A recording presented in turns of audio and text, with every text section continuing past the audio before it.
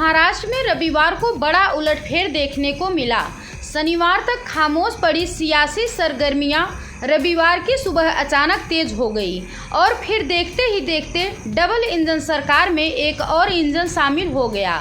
इसी के साथ ही महाराष्ट्र में अब ट्रिपल इंजन की सरकार उभरकर सामने आई, जिसमें बीजेपी और एनसीपी के दिग्गज डिप्टी सीएम पद संभाले। आपको बता दें कि विधानसभा में नेता विपक्ष की भूमिका अदा करने वाले अजीत पवार ने रविवार को सभी को चौंकाते हुए महाराष्ट्र की एकनाथ शिंदे सरकार को अपना समर्थन दे दिया और फिर सरकार में उन्हें डिप्टी सीएम पद की जिम्मेदारी दी गई। हालांकि एनसीपी में बड़ी फूट पड़ने के बाद राजभवन में दिग्गजों का जमावड़ा देखने को मिला। इस बीच सीएम एकनाथ शिंदे का बयान सामने आया। उन्होंने कहा कि अब महाराष्ट्र में ट्रिपल इंजन की सरकार है। उन्होंने कहा कि पीएम मोदी के नेतृत्व में डबल इंजन सरकार चल रही थी, उसे अब ट्रिपल इंजन कर दिया गया है। उन्होंने कहा कि अब हमारे पास एक सीएम और 2 डिप्टी सीएम हैं। डबल इंजन सरकार अब ट्रिपल इंजन बन गई है। महाराष्ट्र के विकास के लिए मैं अजीत पवार और उनके नेताओं का स्वागत करता हूं।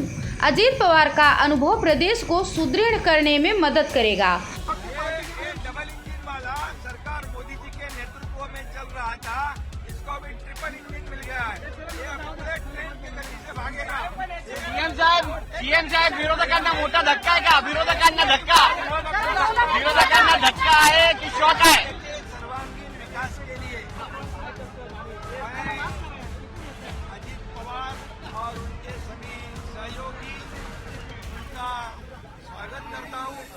निश्चित रूप से उनके अनुभव का भी सरकार को फायदा होगा, जनता को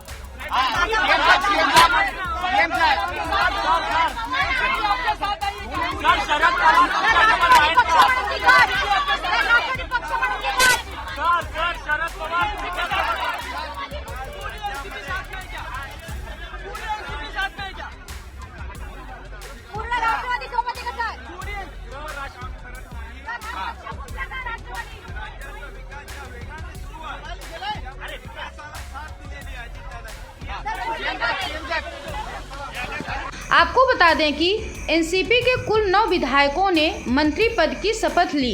इन विधायकों में अजीत पवार, छगन भुजबल, दिलीप पाटिल, हसन मुश्रीफ, धनंजय मुंडे, धर्मा राव, अदिति तटकरे, संजय बनसोडे और अनिल पाटिल शामिल हैं। ओके, उसका मुकाबला करना चाहिए। इसी माध्यम से हमने सबने मिलके ये डिसीजन लिया है। पार्टी के नाते हमने ये डिसीजन लिया है और ये होते हुए पूरे विधायक हमारे साथ है, मेंबर ऑफ पार्लियामेंट हमारे साथ है, बाकी के पार्टी के वर्कर हमारे साथ है। इसीलिए आज मैंने डिप्टी चीफ मिनिस्टरशिप का ओथ ली। बाकी के हमारे सीनियर नेता और नया भी कुछ लोगों को हमने आज तक इस गवर्नमेंट में लेडी को प्रतिनिधित्व नहीं था, आगे शायद वो देंगे, लेकिन हमने वो भी सोचा और यंग जनरेशन को भी हमने कैबिनेट मिनिस्टर के नाते, जैसे पहले मुझे याद है भुजबल साहब के नेतृत्व में हमने जब 99 में चुनाव लड़ा था, तब हम यंग थे। मैं आर पाटिल, दिलीप वळसे पाटिल, जयंत पाटिल, हम सुनील तटकरे, हम सब ये लोगों को मौका मिला था। अभी वैसा ही संजय बनसोडे हो या अपना अदिति तटकरे हो या अनिल भाईदास पाटिल हो, ऐसे अलग अलग नए लोगों को भी हमने उसमें शामिल किया गया है। और उसमें ट्राइबल को भी प्रतिनिधित्व मिलना चाहिए, शेड्यूल कास्ट को भी प्रतिनिधित्व मिलना चाहिए, माइनॉरिटी को भी प्रतिनिधित्व मिलना चाहिए, लेडीज को भी प्रतिनिधित्व मिलना चाहिए। ऐसा सब सोचकर और ओबीसी को भी प्रतिनिधित्व ज़्यादा मिलना चाहिए। ऐसा सब सोचकर हमने ये मिनिस्ट्री में मौका दिया है और आगे भी जो हम जब बात सीएम साहब के साथ करेंगे, बाकी डीसीएम साहब साथ के करेंगे, बैठेंगे तो बाकी के भी लोगों को और मौका देने की हमारी कोशिश रहेगी।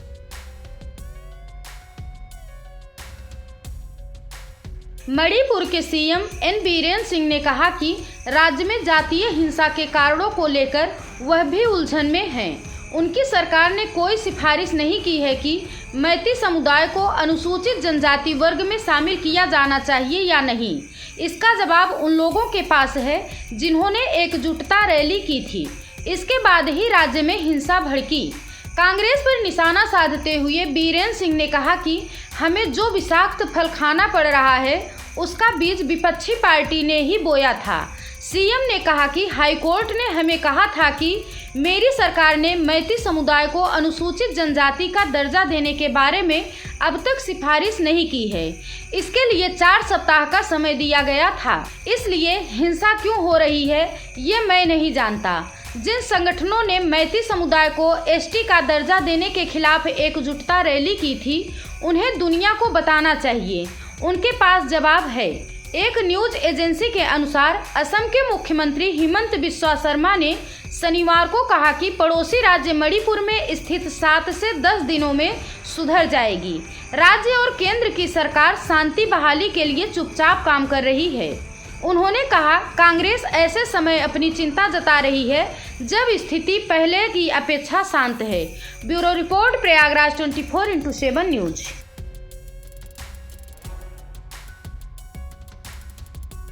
यूसीसी पर पूरे देश में बहस छिड़ी हुई है। विपक्ष इसका विरोध कर रहा है, वहीं सुभाषपा इसके पक्ष में है। अब बीएसपी प्रमुख और यूपी की पूर्व मुख्यमंत्री मायावती ने भी इस पर प्रेस कॉन्फ्रेंस कर अपना रुख साफ किया। बीएसपी प्रमुख मायावती ने कहा कि संविधान की धारा 44 में समान नागरिक संहिता बनाने का प्रयास तो वर्णित है मगर इसे थोपने का नहीं है। इसलिए इन सभी बातों को ध्यान में रखकर ही बीजेपी को देश में समान नागरिक संहिता को लागू करने के लिए कोई कदम उठाना चाहिए था। हमारी पार्टी समान नागरिक संहिता को लागू करने के खिलाफ नहीं है, बल्कि बीजेपी और इनकी सरकार द्वारा इसे देश में लागू करने के तरीके से सहमत नहीं है। आपको बता दें कि पीएम मोदी ने एमपी में एक जनसभा के दौरान यूसीसी पर टिप्पणी की थी। पीएम मोदी की टिप्पणी के बाद राजनीतिक बहस फिर से शुरू हो गई है। पीएम मोदी ने कहा था कि भारत 2 कानूनों पर नहीं चल सकता और समान नागरिक संहिता संविधान का हिस्सा है। पीएम मोदी ने कहा था कि समान नागरिक संहिता का विरोध वोट बैंक की राजनीति की वजह से की जा रही है। एक परिवार में एक सदस्य के लिए अलग कानून और अन्य के लिए अलग कानून से परिवार कैसे चलेगा? दोहरी व्यवस्था से देश कैसे चलेगा? संविधान में नागरिकों को समान अधिकार की बात कही गई है। पीएम मोदी ने ये भी कहा था कि सुप्रीम कोर्ट ने भी यूसीसी लागू किए जाने की बात कही है। Bureau report, Prayagraj 24x7 news.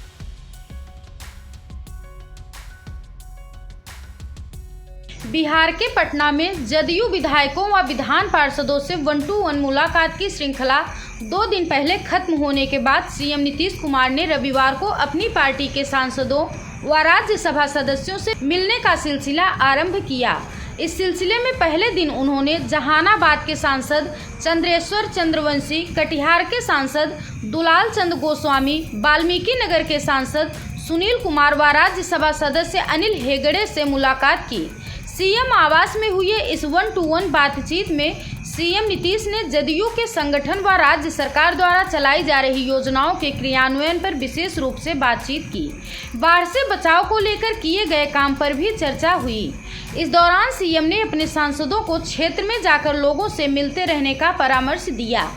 सांसदों से मुलाकात के क्रम में सीएम नीतीश ने बाढ़ के पूर्व की गई तैयारी और गाइड बांध की स्थिति के बारे में भी पूछा। सीएम ने वाल्मीकि नगर सांसद को ये परामर्श दिया कि गाइड बांध पर निगरानी करते रहना है। कटिहार के सांसद से भी सीएम नीतीश ने बाढ़ से बचाव को लेकर की गई तैयारी के बारे में भी चर्चा की। इस दौरान महानंदा, कोसी और गंगा के जल प्रवाह के बारे में बात हुई। कटाव निरोध कार्य की भी फीडबैक लिया। कटिहार के सांसद ने कुछ सड़कों की स्थिति के बारे में भी सीएम नीतीश को बताया।